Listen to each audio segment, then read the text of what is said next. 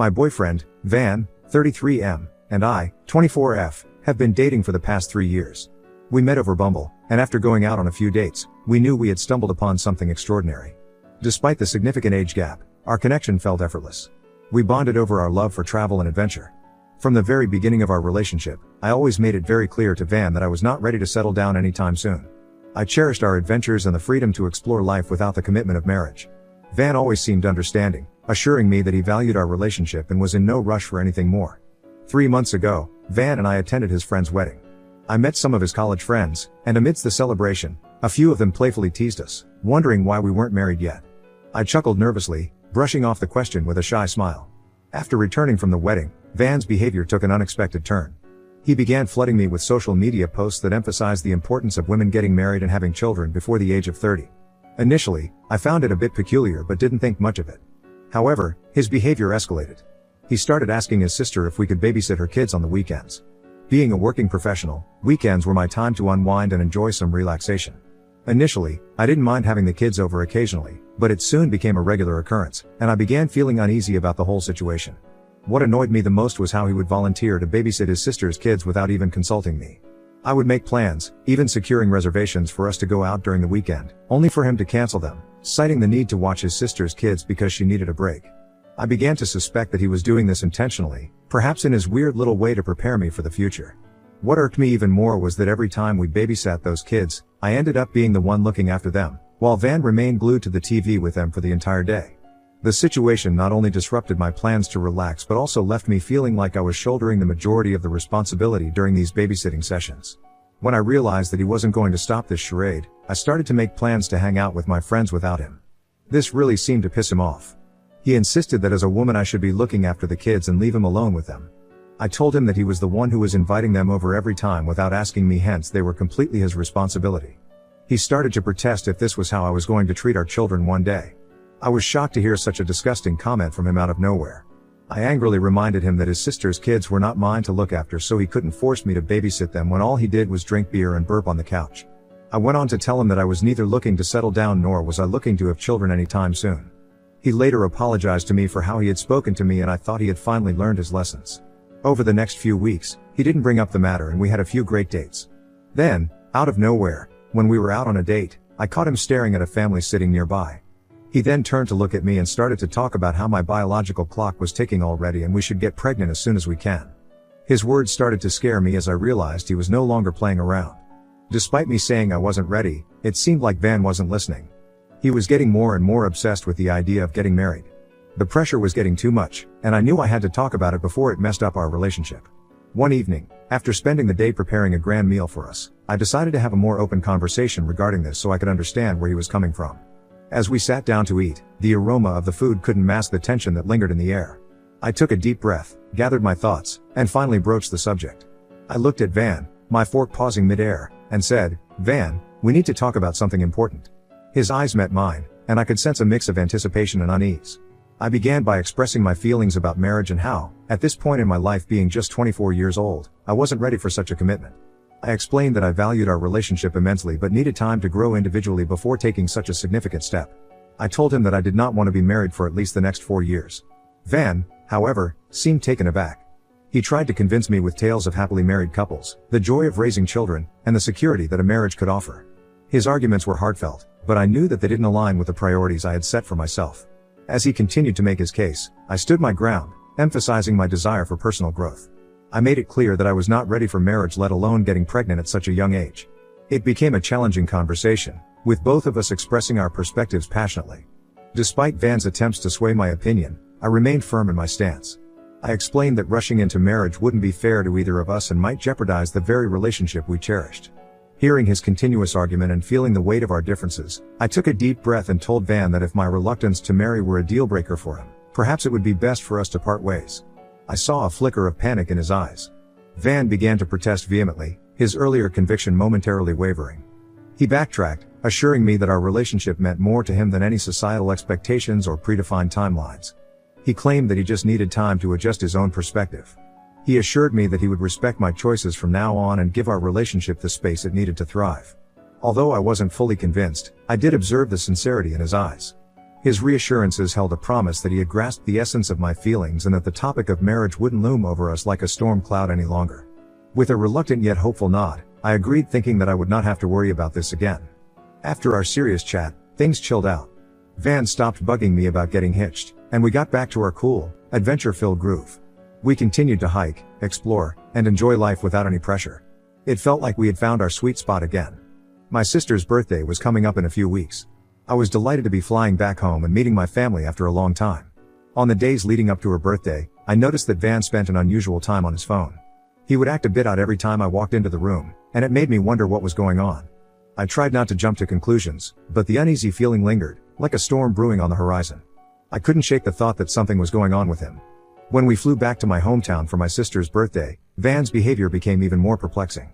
He seemed overly invested in the preparations for her upcoming party, constantly checking his phone and excusing himself for mysterious calls. On the day of her birthday party, I was thoroughly enjoying myself. I was catching up with my family, chatting with friends, savoring the delicious food, and soaking in the festive atmosphere.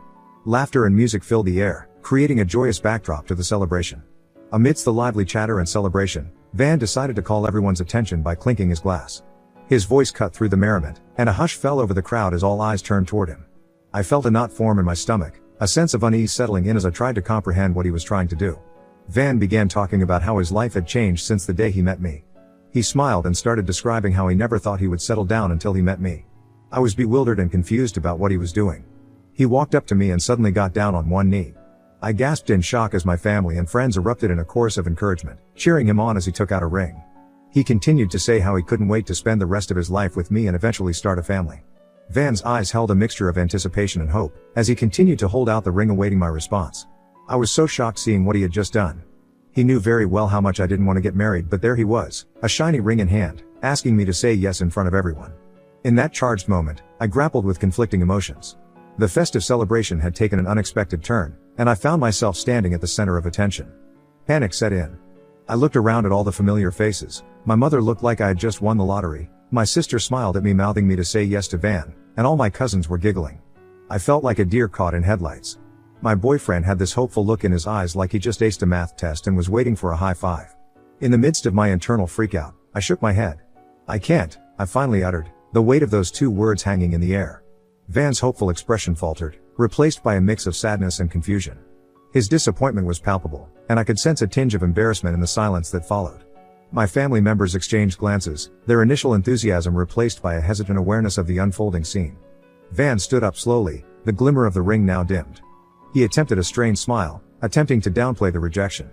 The atmosphere, once vibrant, now carried an awkward tension. I felt a mix of emotions: regret for causing discomfort, and anger towards Van for putting me through this publicly. I announced to everyone that I needed to talk to Van in private. Frustration gripped me as I led him inside, away from the prying eyes of the guests in the backyard. As soon as the door closed behind us, I erupted in anger. I couldn't believe the audacity he had to pull a public proposal to pressure me into saying yes when he clearly knew that I wasn't looking to settle down anytime soon. Hearing my words, tears welled up in his eyes. His voice quivered as he expressed how I had shattered his dreams, claiming that proposing was the ultimate expression of his love and any other woman would have been excited to say yes to him. I angrily retorted that he should then go and propose to someone else because I can't be with him anymore. The scene quickly escalated, with Van's tears turning into audible sobs. He started to accuse me that I had led him on all these years, playing with his emotions.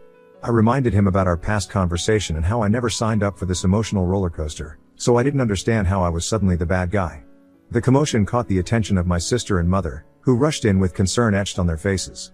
Seeing his tear-stricken face, they started to implore me to reconsider his proposal, highlighting how it was time for me to grow up and settle down.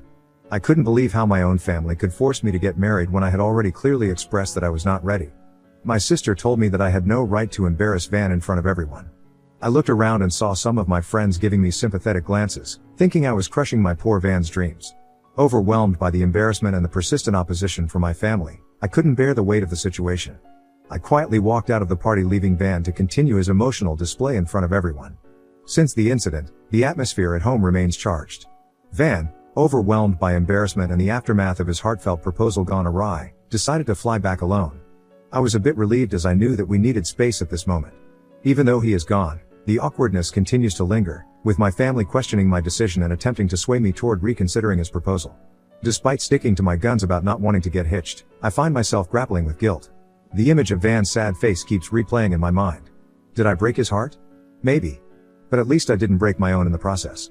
So Reddit, am I the asshole for rejecting my boyfriend's proposal after clearly letting him know that I was not interested in marriage now?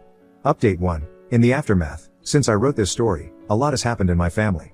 My sister, Donna, and I have had a fighting match regarding what happened between me and Van. She revealed how Van had confided in her about his elaborate plan to propose, and she had known about this for weeks. In her mind, she believed it would be a wonderful surprise for her birthday celebration. The disappointment on her face was evident as she expressed how my rejection and my selfish nature had cast a shadow over what should have been otherwise a joyous occasion for everyone to celebrate. My mother tried to keep the peace between us, but I couldn't take my sister's accusations anymore. Amidst our heated exchange, I finally confessed to them that Van and I have had multiple conversations about marriage. I emphasized that I had consistently communicated my reluctance to tie the knot so soon. Hearing this, my sister's expression shifted from anger to a mix of frustration and confusion. She asked me to elaborate more, and I told her how I had communicated my priorities to Van clearly, and Van had promised me that he would not be pressuring me to get married anymore. I asked her if Van had told her about our conversation, and she shook her head no. It was clear that my sister had been unaware that I had expressed my feelings to Van long before he decided to publicly propose to me. Donna then questioned me why would Van purposefully propose to me if he knew that I wasn't going to get married. I explained to her that despite our conversations, Van somehow might have thought that a grand gesture would somehow change my mind. It was as if he believed the public nature of the proposal could override the doubts I had expressed about settling down so soon. My dad, who was hearing our conversation, decided to speak up at this moment. He generally doesn't like to interfere in family matters and detests being around any drama. I braced myself thinking that he was going to reprimand me also like my sister was, but to my surprise, my dad told Donna to leave me alone. No one should feel forced into marriage, he remarked, his tone reflecting a stern yet understanding demeanor. If Van truly cared about her, he would not have pressured her so publicly. Love should grow naturally, not be coerced with grand gestures and unnecessary drama. His words resonated in the room, causing a brief pause in the conversation. Donna, visibly conflicted, seemed to absorb the gravity of my dad's perspective. I couldn't help but feel a mix of gratitude and bewilderment towards my dad for having my back. Despite my sister temporarily shelving the conversation, there's an underlying skepticism lingering in the air. As for Van, he has been calling me nonstop after flying back home. I thought we could take a bit of space from each other, but he has been constantly texting how much he loves me and misses me. He has sent me paragraph after paragraph about how he can't imagine spending the rest of his life with anyone except me. It's starting to make me feel suffocated. I have loved Van all these years, but his refusal to accept my boundaries is making me question our relationship. I will update you once I fly back home and confront him. Update 2. Thank you for everyone's overwhelming support and interest in my story. To start with, when I returned back to the city, I didn't immediately go back home as I knew Van would be waiting for me. His constant calls and heartfelt messages had overwhelmed me, and I didn't have the energy to confront him.